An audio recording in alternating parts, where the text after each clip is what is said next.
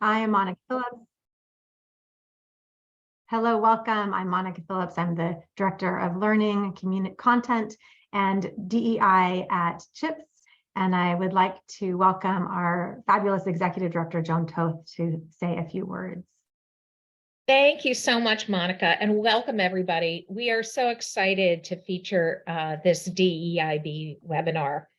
WilmerHale has worked really hard to make their achievements in diversity and inclusion, especially in inclusion.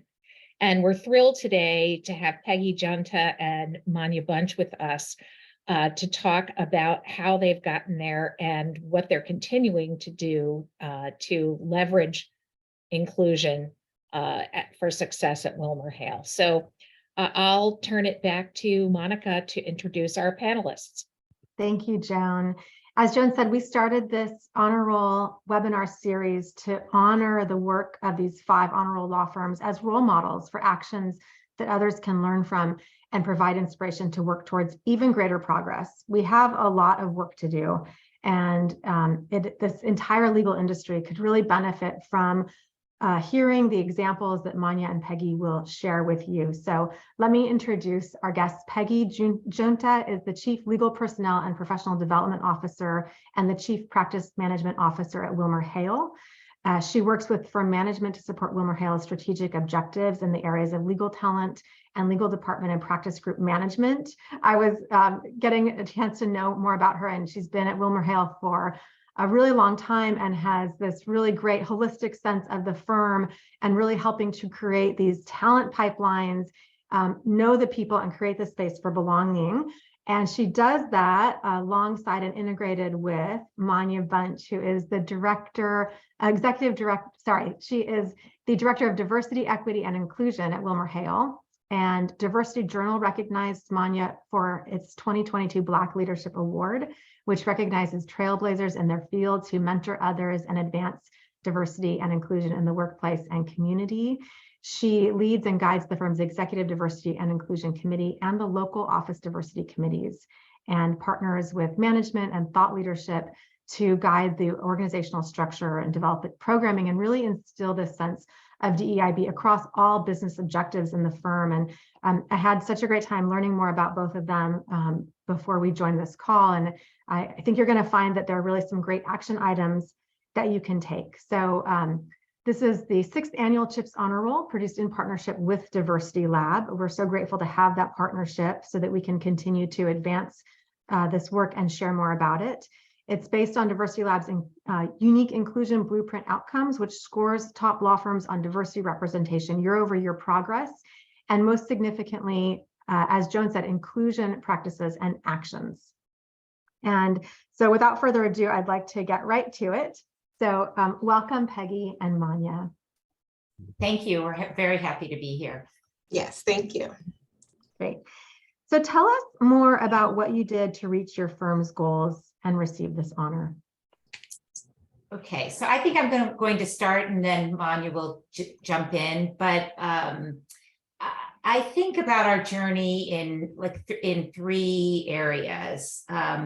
First, several years ago, about 6 years ago, the managing partners of the firm commenced a diversity task force.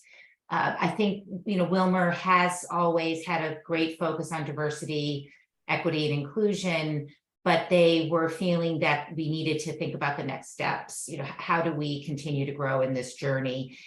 So they convened a group of partners from across the firm to really do a deep dive into our existing programming and how could we grow and develop it, and from that perspective.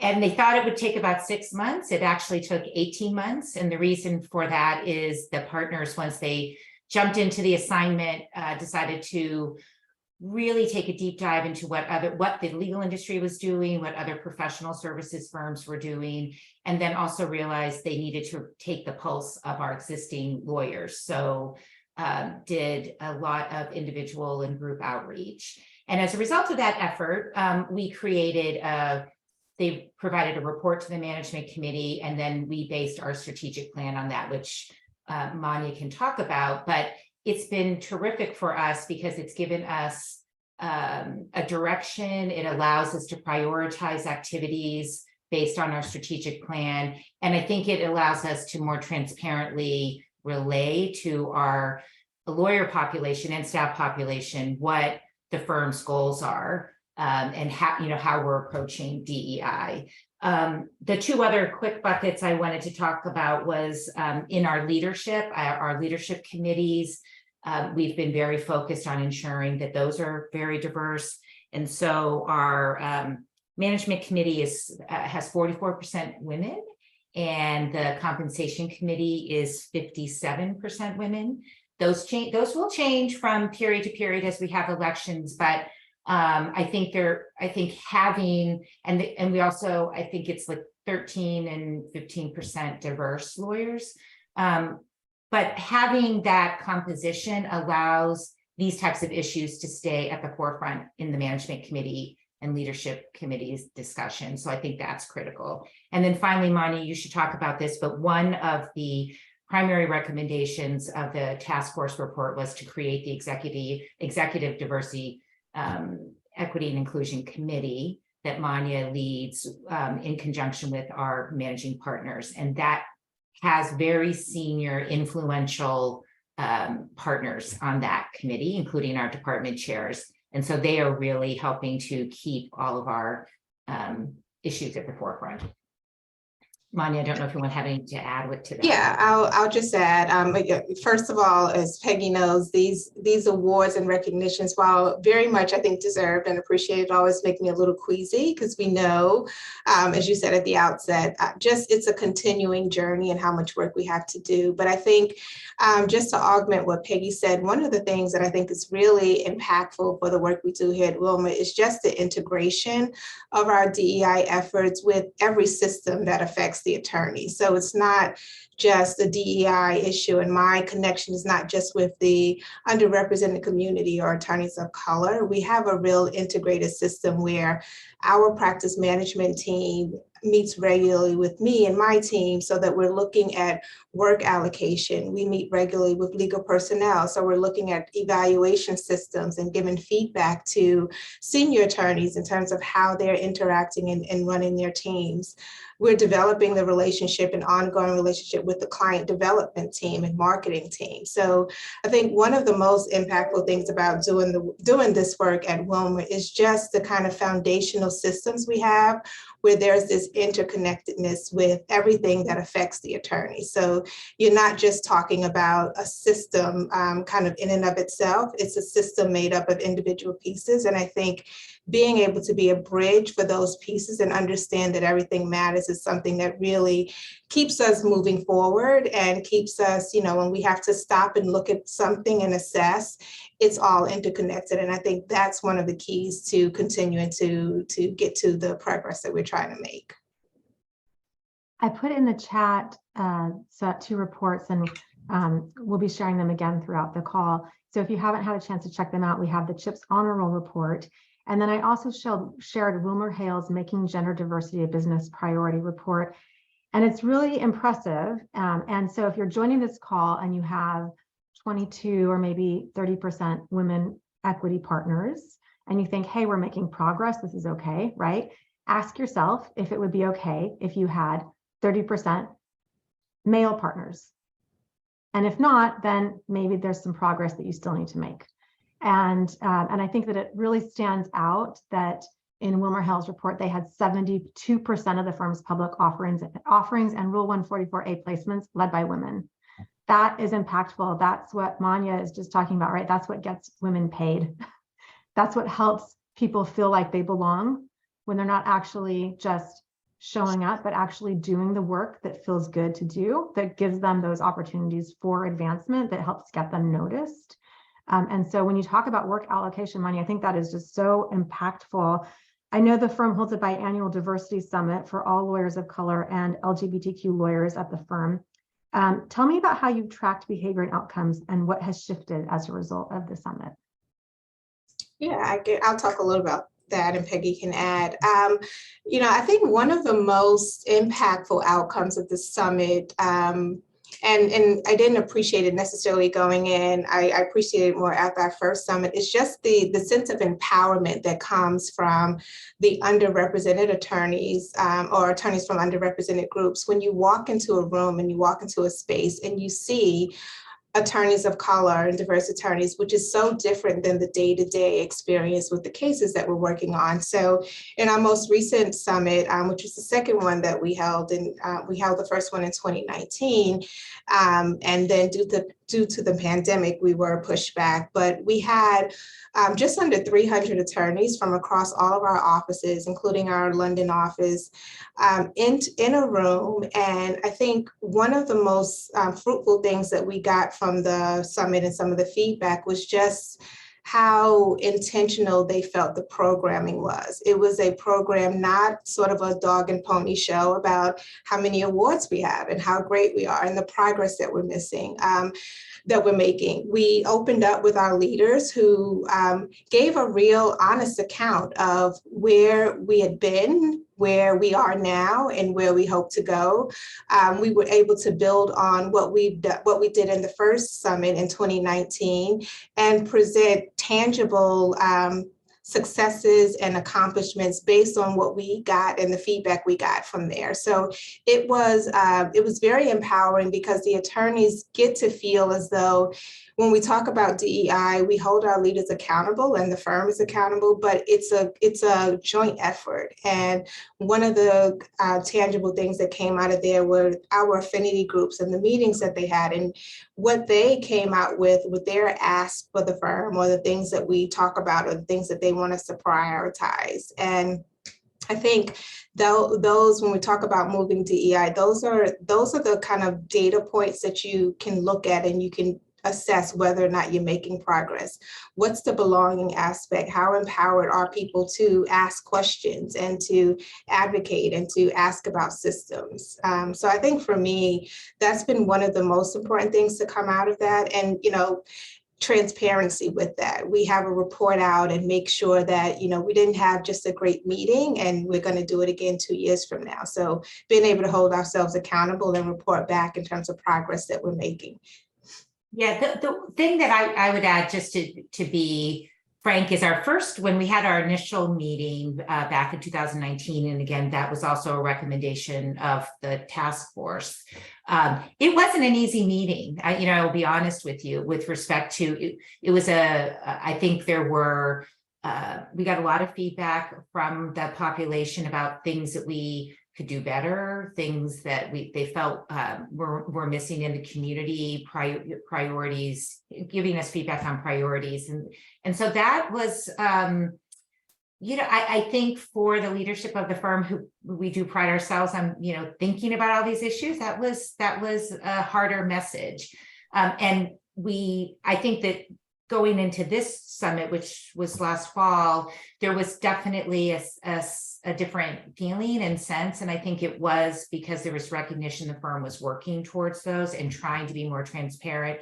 It's always, I think, the case where, as you know, in a large law firm, things don't happen overnight. And so you have to build a lot of consensus and think about the larger impact when you're making policy changes. So, clearly there were times when I think folks wished we were moving more quickly. We did have a pandemic in the middle of it, so it would give us a little bit of a break for some of that. But I think just trying to be very, especially with Monya's team, trying to be open in the doors of communication, and as she said, working with department leaders, communicating these issues, I think it's really helped us build that trust so people know we're working towards things.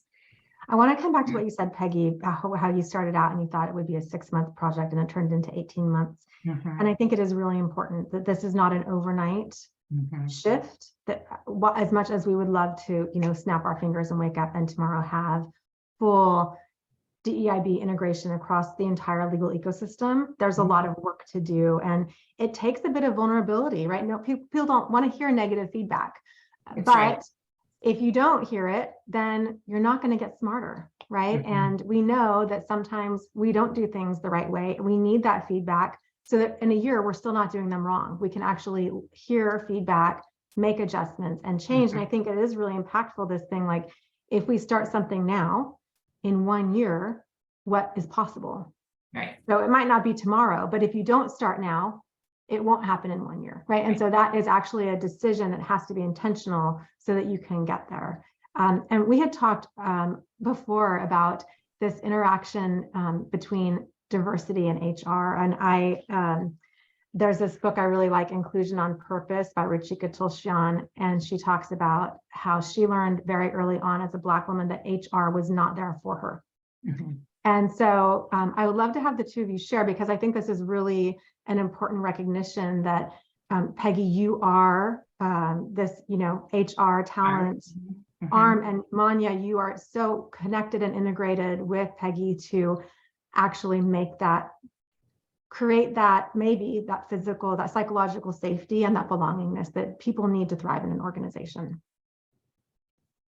Yes, so I'll start, and then Monya, you can jump in. So yes, I'm HR, and so sometimes that's, as we talked about, Monica, too, there's roles with respect to representing the firm and thinking about the firm's position on certain issues and risk and all of that. I think that I've definitely had a journey, and part of it is around appreciating inclusivity and cultural competence. Monya, you can correct me as I move down through this, but I think there's a perspective of that everyone needs to be treated the same, and that's not necessarily coming from a negative perspective, that we have to apply consistency in our policies and treat people the same, and therefore that everybody will, we won't make a mistake. But in actuality, that's not necessarily the case. And we need to understand that our lawyers are coming to us from different places, if that's the right way, different perspectives. And we can continue to protect the firm and do all the things that we need to do from an employment law perspective, because HR has to worry about employment law and all that, but while also modifying or implementing, executing our policies to accommodate for the different populations that we have, so that we can give feedback as we need to give feedback and help people thrive. But that's been something that we have been focused on and have had training on, among the leaders who are in the roles that are more traditional HR, where in trying to understand the perspectives. And we've also,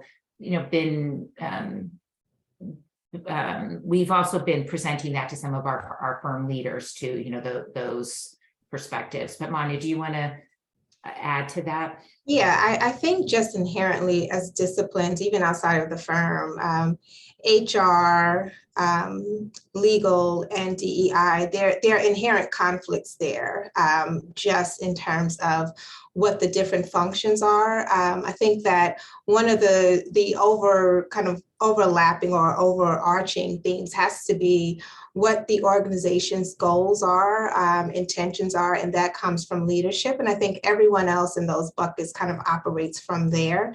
And in doing that, that means you have to have grace, because everyone is sort of an expert in their area. But if everyone is working towards moving the firm's goals forward, but also understanding the risk and the things that the firm has to be protected from, I think that has helped in managing the differences in terms of where there may be perceived conflicts and are there conflicts, and having those conversations. And it goes back to the overarching theme of, we're talking about integrated systems that are really ran by people and understanding. And I think for me, it's not so much punching the air all the time, because you have people who understand the common goal and then understand what their roles are in facilitating that. And that just means having grace across the board and understanding that we're all working together. And even from my aspect, that means that you may not necessarily be the whole full-on disrupt the system DEI advocate that you want to do if you're just sort of out in the world. You have to look at the organization and what the legal counsel is and what the risks are, and all of those things are really important overall. So I think marrying those systems and sort of being a bridge to that is really important. I also think foundationally, the way our system is set up, it helps with that. So the chief of HR is an integral part of the EDIC that Peggy talked about, along with Peggy's role, along with me, and then the leadership and department chair. So when you have that sort of interconnectedness, you create this environment where systems aren't fighting against each other. You understand the overarching goals. What if I just could also make a comment, because I would like to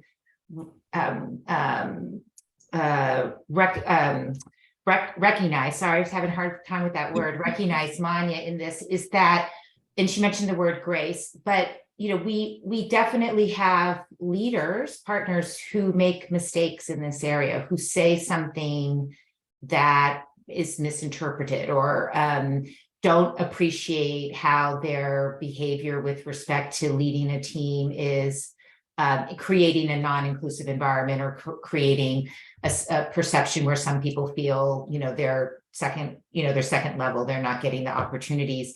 And I think the way that, you know, Monya and her team address those issues, allow people to learn from it and start from a, you know, no one is intending to have that happen, but just appreciate the impact so that the person who may have done something that's not exactly right appreciates, I need to step back and think about it. They're not defensive. It is a learning moment, a coaching moment, and that has really helped our environment in terms of being, to your point, you made a mistake, we can't have this, that was a microaggression. You know, it may have been all of those things, but the way that I think Monya's team is able to bring it to the forefront has made a huge difference in allowing people to want to learn more, to want to have further discussions about this. It's really fantastic. I love what the two of you have created throughout the team. And it's so true. Like sometimes it's tempting when someone says something and you're like, that was so dumb. You want to be like, why would you do that? But that's not going to get them to your side. So it's like, hey, you know, like I understand, like you may not realize, and let's bring you in so that you don't have to make that mistake again, so that your team is really, you know, more supported and inclusive. So let's talk about that inclusion. You're talking about the outcomes and the accountability and the assignments. Let's talk about money. How are you addressing pay equity? So I'll take that somewhat. So on the partnership side, I know, you know, we have an open compensation system, so all the partners know what everybody is making. And I know our leaders routinely do look at that, and they, through that process, I'm not involved in that process, but I do know that they review the partnership compensation and look to see the gender and actually diversity. So that is an annual process that we look at. And 30% of our as we said, 30% of our most highly compensated partners are women. So, you know, that's good progress for sure. And I think through our flyer, you're seeing that we're really pushing, you know, women are getting leadership opportunities, which does turn into obviously their book of business and their ability to develop business, and that relates to compensation. On the lawyer side, it's a little bit different in that our lawyers are lockstep, you know, for their base salary, and then the bonuses are productivity based. So we do look at that. But it's a little bit different from the staff side, where I know that and that's not in my area, but there is pay equity analysis done for that. So I know that you have 61% of the trials and domestic arbitrations handled by the firm are led or co-led by women, which is fantastic. How does the culture of the firm provide for greater opportunities in advancing women in IP specifically, since we're here at ChIPs, and as first chair trial lawyers? What do you think are some of the things you've done that maybe others could look at and say, could we do this too in our firm to help elevate and advance women? Well, I think that, well, first of all, our IP litigation group is co-chaired by a female, Lisa Perizzolo. So who's also been very active in ChIPs. I think we had our IP department is chaired by a female, Emily Whalen. So I believe earlier in the history of WilmerHale's IP and IP litigation practice, Bill Lee, who is very prominent, I know had, and he was a former managing partner as well. So I think he had a focus on providing opportunities for women to continue to thrive. So we have within the group a fair amount of women who are just in those roles.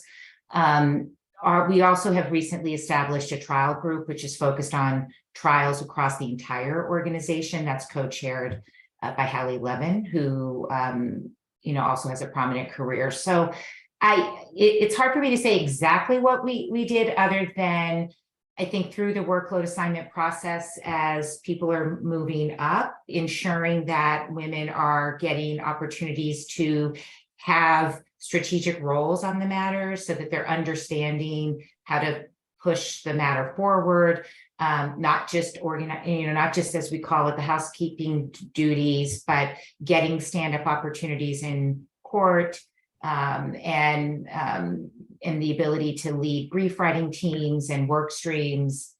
So it, over time, it just naturally progresses where they will have leadership roles on matters. I think we also, in partnership with clients, many clients are interested in these issues too. So as clients are identifying women or diverse younger lawyers who they know are very promising, have delivered great work, they will push forward that they want to see them to continue to get the opportunities on those cases. So that's important, for sure, to make sure that we're collaborating there and encouraging our clients to make to be open-minded to using our younger lawyers to give them the opportunity to build their practices.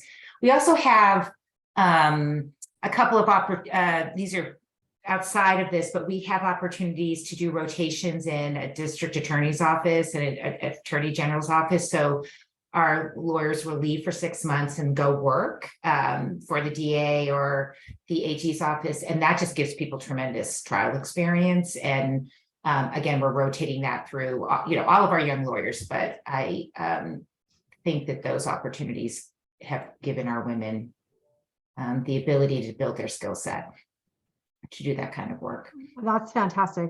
I know some of the partners at WilmerHale, and it sounds like I have this sense, at least, that even 25 years ago, there were some, leading male partners who intentionally chose women to co-lead with them and then advance them.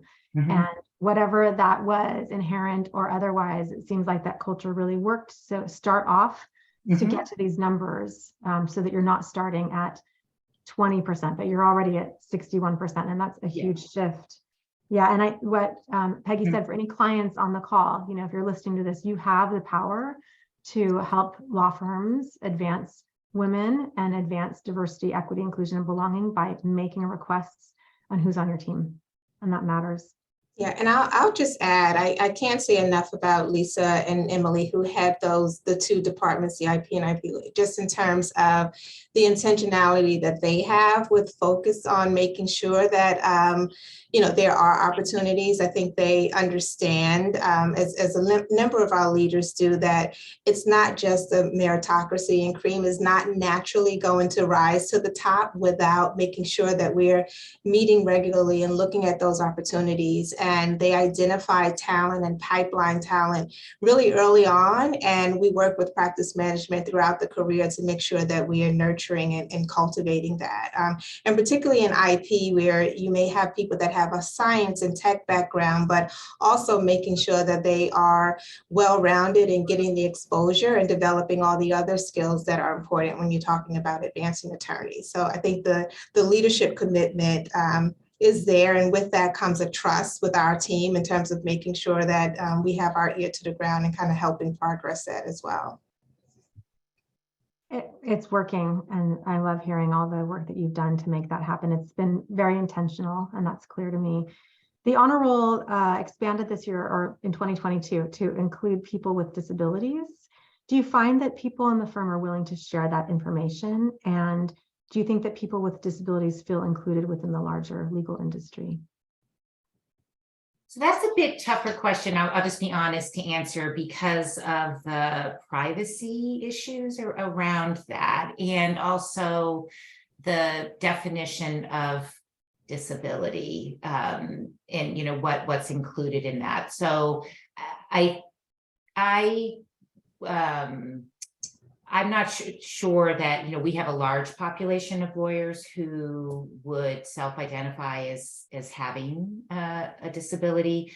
I think if you have, I know we're going to be welcoming somebody to our summer program this year in DC who's very active in the space, and she has a physical disability. So it does have you thinking about all the different activities that we're providing. I think where it gets harder is if the disability is related to mental health or some kind of issue around that. And that's where I feel that I don't know that people want to report that as much, and therefore it's hard to know. So I'm just going to be honest, that is a population that we are certainly open-minded. We've had, through the years, we've had all different kinds of lawyers join us with disabilities, and we accommodate it. But I do think just the definition is expanding, and so understanding like how the groups that it impacts is a bit more challenging. Yeah, and I think as we continue to grow, I think we obviously have accommodations and a way of knowing what the needs are and what the challenges are. And I think there's been, as time has evolved, there was this tendency to make sure that we have accommodations. And in some ways it was protected so that it wasn't, if you had a disability, it wasn't looked at as a stigma. And I think we recognize now we're moving towards that inclusion piece too. And it's not something to necessarily be hidden. So as we kind of marry, this is where HR and legal and DEI comes into play. So we do these iterations of self-ID and self-identification in terms of affinity group periodically, because we make our stops and starts and figure out what systems we need to put in place to be more inclusive and belonging. I think that's something that we're looking at intentionally around making sure that we're marrying what the legal ramifications and rules are, as well as what's necessary for the inclusive and belongingness that we're trying to create as well. Yeah, I come back to what you said earlier, Monya, about the diversity summit, and that when people came into the room and they were all together, they had this really strong sense of belonging that they don't have on their own as the only in an office. And I think it takes a lot of vulnerability some days to show up and not be in the majority group. And so that may take more work, right? But it ultimately is like if one person at a high level of leadership has the courage to say, hey, this is me, and I'm going to have a group, an affinity group that recognizes that uniqueness I bring to the legal industry, then maybe others have the courage to say like, oh yeah, you know what, I have that too, and I see a space and a pathway to thrive here. Mm-hmm. That's encouraging. The firm has a goal to have a partnership that reflects the diversity of your clients and your broader community, and to ensure that women lawyers of color and LGBTQ lawyers at every stage of their careers have equal access to opportunity and can excel and grow their careers at WilmerHale. That sounds like a lot. And I applaud the firm for going after these hard actions. Are there one or two strategies that you are using to implement and take action to reach that goal? Mm-hmm. Well, it's something we've talked about already, but we feel well positioned because of our established workload allocation. So I think we've all talked about, unless you can build your skill set and do the work, that's just key to being able to be in a position to take on the more complicated work and grow your career. So we're continuing to focus on those efforts, and that the team of managers who are in the middle of day-to-day staffing, and sometimes it's just like we have an emergency and we have to have a team, and because the commercial work has to get done. But we are we've been working with them. We've had a customized implicit bias training because of the role that they play with respect to impacting people's perceptions of lawyers, because they're just that middle group.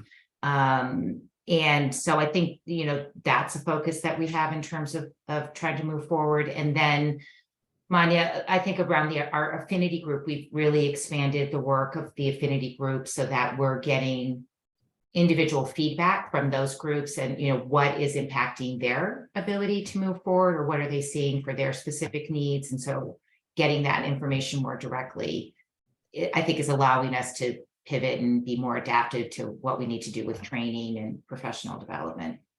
But yeah, no, I think that's right. I think if I had to sum it up in a nutshell, it's creating more transparency about how those things happen. And what I have the benefit, gift and a curse of being raised in Wilmer. I started my career here and was really immersed, probably as I look back now, more so than others, in terms of the business of the firm and the importance of that, and how that trajectory and understanding that really impacts where you can go, and how leadership and kind of the I guess, a sense of comfort and stability that you as a junior attorney give to leaders to help kind of open up the avenues for success.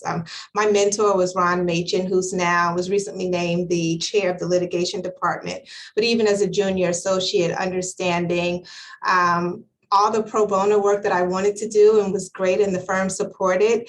If I was looking long-term at my career and looking at the firm and understanding the business of the firm, marrying those things. So I think when we talk about what the firm's goals are in terms of the numbers and the representation, it's twofold. We are making sure we have the systems in place around mitigating bias and evaluation, and making sure attorneys of color get the feedback and get the same opportunities. But I think on the flip side of that, it's in the one-on-ones that my team has and that legal personnel has, and making sure that people understand you have control of your own destiny too, in some ways, and making the right decisions for where it is you think you want to go and how those decisions may be viewed by leaders. I think it's something that has to be reinforced with attorneys, and not just diverse attorneys but attorneys across the board.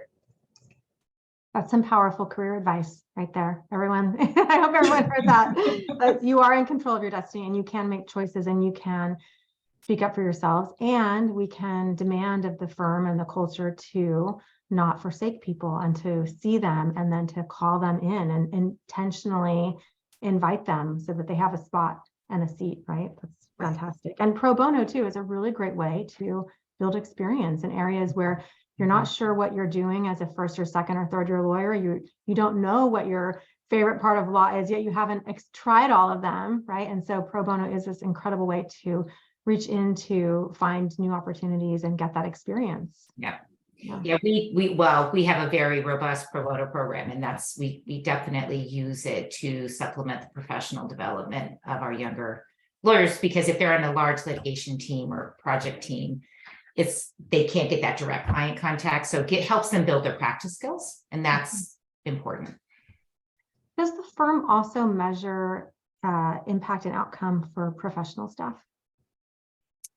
Yes. So we have a diversity and inclusion committee council. I think that it's a little bit different.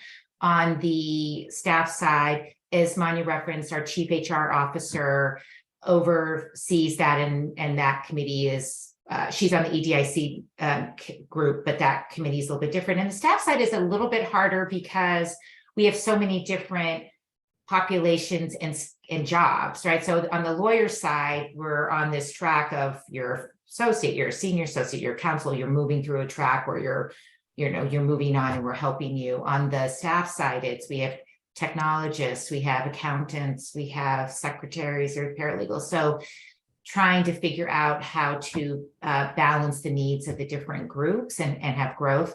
But we on the staff side, we have senior administrators, so we all are working to also have plans, for our individual groups of looking at makeup of the group, and if we're not able to, you know, if we're not hiring or if our demographics aren't where they want to be, like how do we think about that? We have Monya's done several trainings for that group for sure. So just manage a little bit differently because of the composition of the staff. Mm-hmm.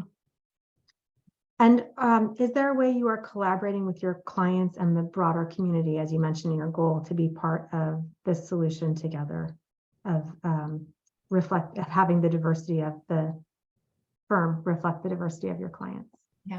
Yeah, I think it's, as anyone in the industry knows, there's a lot of data gathering and data asked from our clients in the form of surveys. So we spend a significant amount of time on surveys.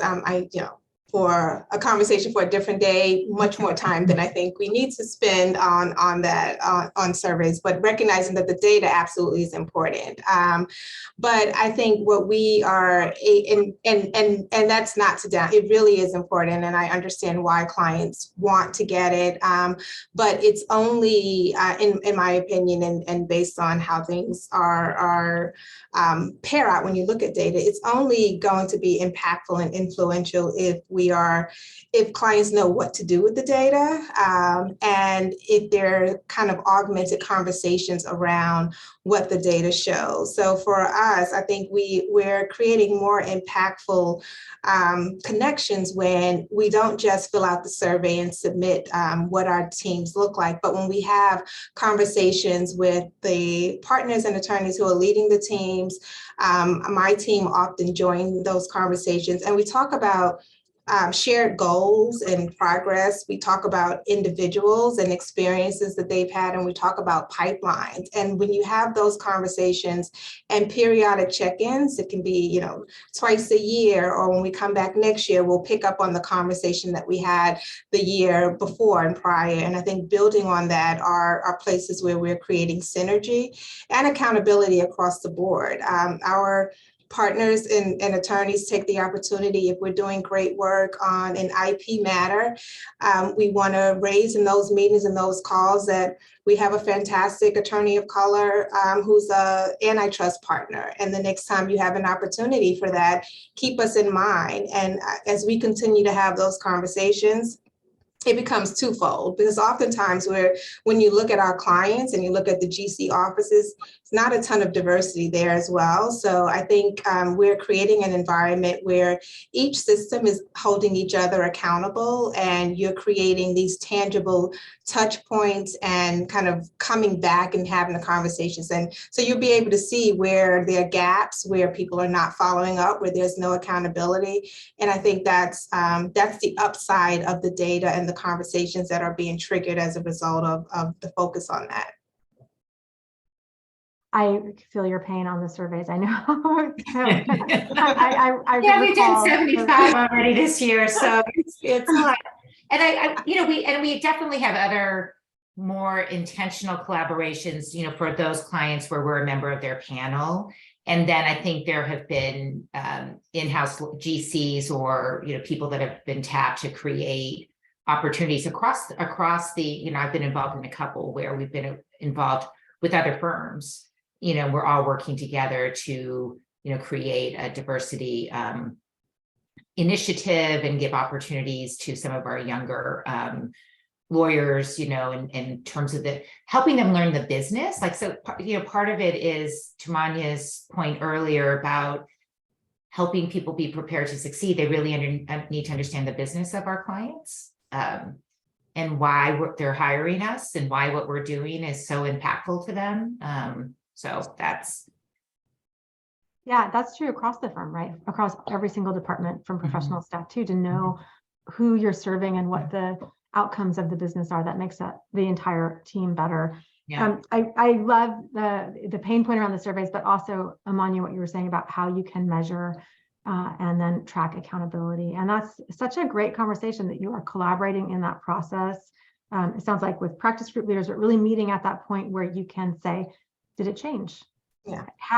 We put in all these systems and processes, is it making a difference? right? The head count is just the diversity part. What comes after that, right? Maybe Right. we made a shift in head count, but not in promotions or Right. not in belonging.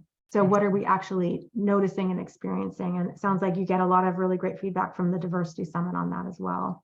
Yeah, and I'll add too, in terms of the data collection and the surveys, there's the Association for Law Firm Diversity Professionals, which are my counterparts across the firm that do this work. And I think there's been, it's been really helpful to have that group kind of take the lead and kind of assess what we think is impactful based on the work that we do. And, you know, no one thinks getting data is a bad idea or surveys are a bad idea, but I think that group is really instrumental in working with the existing ABA model and seeing what we need to do to augment that so we can get a more centralized system that I think clients can have and can better understand what the data, how to track the data and how to use the data in a way that hopefully down the line doesn't feel as burdensome to everyone and can be really impactful.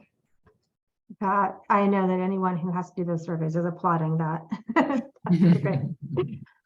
What do you most want others to know about doing this work? Well, Monya, I think you should start.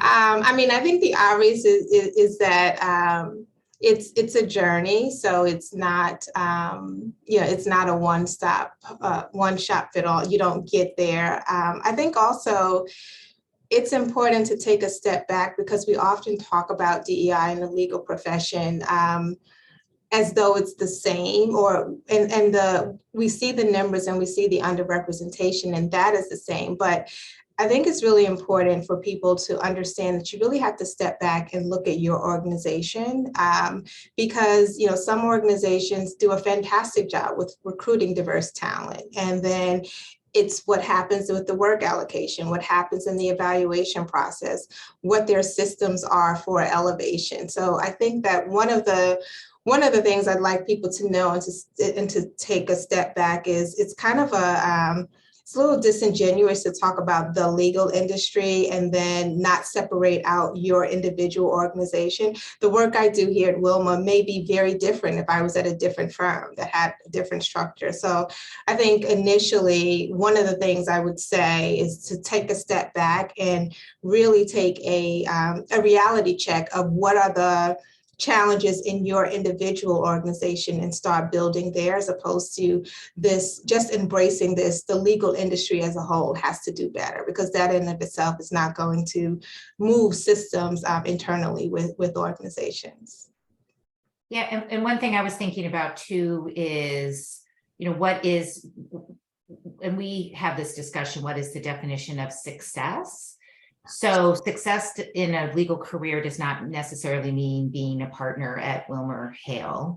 And so sometimes we get asked about attrition, you know, and we may have had a situation where we had a larger number of diverse lawyers leave, but they were going to the president, you know, they're going to the administration, they're going to a role that we know that we were instrumental in preparing them and helping them achieve. So I think we all know in big law firms, people are coming and the model is to move on, you know, and not necessarily stay at the firm. And we know from our young lawyers, the vast majority come in thinking they're never going to, you know, stay here for a long period of time, and then some change their mind. And, you know, it's just, that's a journey for them. But we want to talk about internal success, and are we preparing that lawyer to have the most successful career? And if somebody leaves and becomes the general counsel of a big, you know, public company, that's awesome. You know, that's success. But back to the data, if we just do our surveys and we're like, oh, we lost these people, you know, we're thinking about that. Like, how can we tell that story differently? Because I think that also needs to be acknowledged in, you know, as we're having this discussion, especially among big law, where we all know people want to move on and have different goals for their careers. I really see this full circle, like you said at the beginning, Peggy, that if HR treats everyone fairly, right, equally, then it's actually not fair at all. It's actually leaving out the most important part of what someone brings into that organization and recognizing their differences and then helping them to find that individual path. And like Monya, you said, it's the journey through, right? It's going to be hard sometimes, but when you get through it, then it gets so much better. And so if we can allow everyone to find that individual path and then celebrate them in their own version of success, everyone feels better about it, right? And it's like, yeah, maybe it's like this launching pad for people to go on and then become your clients. There is nothing wrong with that, right? Oh, yeah, But absolutely. it might not work out so well if you're not treating them with this holistic approach to celebrating their version of their own life story, right? Yeah, and I think related to that, I have to add that just by its nature, DEI work is disruptive. And so it's, I think, augmenting all of that when you talk about what others to know, like, it's going to be uncomfortable. There are going to be times where, you know, me and people like me who do this work in firms are going to be in rooms and people are not going to be happy with us and we're making things difficult. But I think it's important to know that you're talking about systems and, you know, debunking the myth that all you need is a meritocracy. And in order to debunk those myths and disrupt those systems, you have to have hard and challenging conversations. So, you know, I think if there's something that I want others to know, is like people who do this work, we don't relish in kind of coming in and kind of throwing a wrench in everything. But if you really want to move forward, take a step back and as Peggy said early on, you have to be open-minded and you have to realize that, you know, sometimes you have to reset and start and stop. And that's the nature of doing the work and trying to get to the goals that people say they want to accomplish. And you know, you've been, you know, Monica, very kind in your praise for our firm and things that we've accomplished, but we, you know, have definitely made our share of, you know, missteps or missed opportunities or, you know, leadership decisions that may have been intended to be one way, but, you know, received in another way. So but that's all as we talked about earlier, it's all learning and reset and stepping back and trying to, you know, move forward from those situations, but definitely have had our share of those. Yeah. I really believe in abundance. And even for me, it's really hard sometimes to lean into that because we are trained to look at this scarcity mindset. And so when you're talking about money, when you're talking about disrupting systems, the people who rose up to power in an old system don't want the system to change, right? And I know that a new system would help serve everyone better. So then there is this challenge of like, okay, can I really thrive in a new system? I don't know. And there's fear around that. So it's very uncomfortable. And then you come through this change and it's hard, right? And right, Peggy, you know, maybe WilmerHale isn't doing it all right, but you're asking those questions. That you have to start there. You have to start there. So we have just a few minutes left. And if there are any questions that anyone would like to ask, please put them in the chat. So if you could invite everyone in the legal industry to be part of this initiative to make a difference in advancing DEIB, and I know I say across the legal industry, but for themselves in their own unique circumstances, is there a call to action that you would like people to, that you would like to invite in to start? I don't know if I have an answer to that. Monya, do you? I mean, I don't know if it's an answer. I think in order to do this work just by nature, I have to believe in it. And so I think as a start, my starting point is that we really can figure this out. We are, the legal industry is an industry that we problem solve at the highest level, you know, all the time. I was just looking at this weekend with the banking crises and everything that's happening and everything that's involved there. And whenever, you know, the most complicated issues that come up in society and we represent our clients and we do it. And the DEI challenge is no different than any other challenge that we face and that we solve all the time. But the nuts and bolts of it is that it's a system made up of individuals, and it just requires transparency and awareness and individual commitments to hold the individuals kind of clogging up the process accountable. So I guess if there was something to say about what I think is possible, it's solving and making progress. It really is possible. It's not this kind of insurmountable thing that no matter what we do, we can't get over. We can. And I think recognizing that and acknowledging that is something that's going to be critical to being able to move forward. Well, that might be the same answer to this next question, but then I wanted to ask, why do you do this work? What do you love about it? Or what's most rewarding for you? I mean, for me, I started my career as an attorney.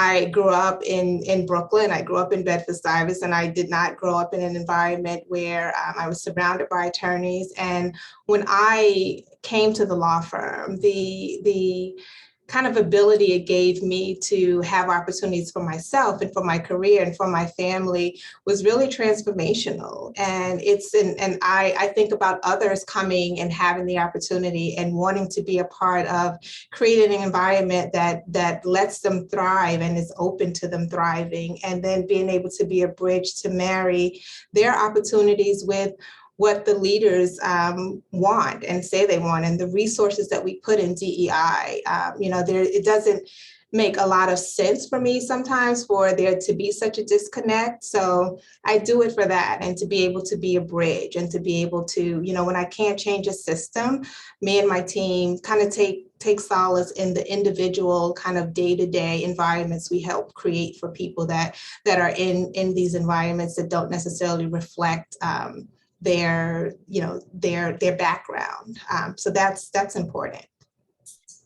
Just one comment that, so clearly this is not something, I didn't start my career in this. And Monica, I think I told you early on, we had one diversity professional and at different times, and they were supposed to create programs, but weren't making the impact that Monya now has the ability to do with her team. But I was talking with a diverse partner, and you're hearing like, well, why are we doing this for this group? Why are we investing this effort in what to some people seems like a specific group and not others?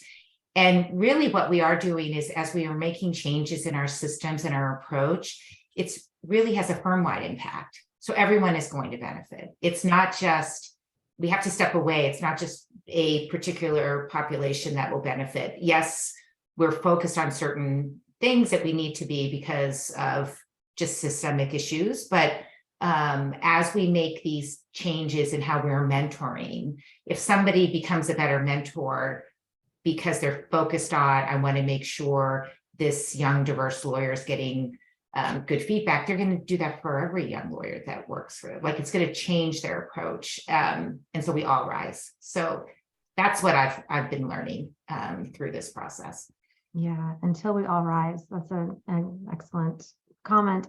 I want to just give a quick shout out to a comment in the chat that the DEI debate in the US is ages ahead compared to European-based offices, or even some US law firms having EU offices. And so I think that is really helpful to hear that when it's hard, we're making the progress, right? Because 18 months ago, look, you decided to dig in and identify and gain that transparency so you could start to take action and have the difficult conversation. So I just want to thank you both again. This has been really fantastic, and I appreciate all of your transparency and thoughtfulness, and continuing to do the work and have these conversations. Well, thank you for having us. It was a pleasure. Yes, thank you. Thank you. Thanks everyone for joining, and see you next time. Okay. Great. Bye. Bye.